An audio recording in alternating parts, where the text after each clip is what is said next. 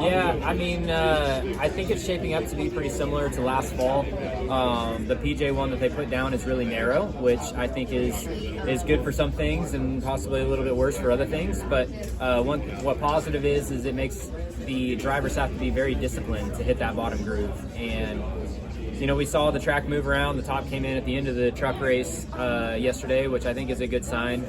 Typically, the top gets pretty fast for the cup race, and I think that the bottom could pay a price for having that narrow strip.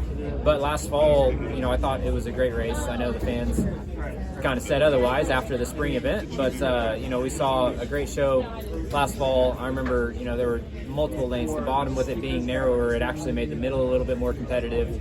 I think it's shaping up to be a little bit more like the fall race last year. And then last night, truck race, obviously. Some guys were cording some tires pretty early. How closely were you guys in the Cup garage watching that? Yeah, I mean, for me, it was just such a light switch difference from that mysterious Bristol spring race that we had last year compared to every other Bristol race we've had. And you can tell right away by the color of the track which way it's going to head. So, we haven't been on track yet, and it is really cold, but it seems like, it's off to a normal start with the trucks laying down rubber.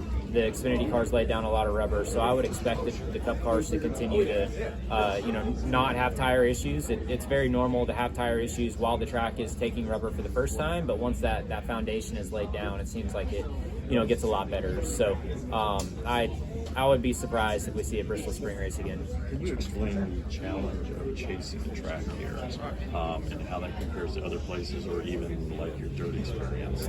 Yeah, I mean, it's just, I would say that it's just Bristol experience is what really pays the dividends whenever it comes to knowing what lane to be in, when to move, and what you need to be experiencing and feeling inside the car to know that the top might be coming in or it's time to move down to the bottom. And typically what we see is with the PJ1 on the bottom, it's really fast on new tires, and then the PJ1 might have a little bit more lap time degrade in it. Then whenever the top gets rubbered in, it seems like it stabilizes pretty well, but the top doesn't typically have the pace that the bottom does if you have sticker tires. So and I think it just takes time, or it takes experience here, or a lot of studying to know what pace you need on the bottom to move up to the top, and what pace each lane has is really important. How'd you learn? Just from doing it and having experience here. That's one thing that I felt like the truck race, at least for me and my truck experience, I did 2 or 3 races here, and every truck race I did was right on the bottom. And then it took until I got into the Xfinity series where the track really widened out to understand what the top was all about, what the pace was like, what the tire fall off was like, and how the car changed across the run. So, but yeah, I think it's just experience here at Bristol Motor Speedway.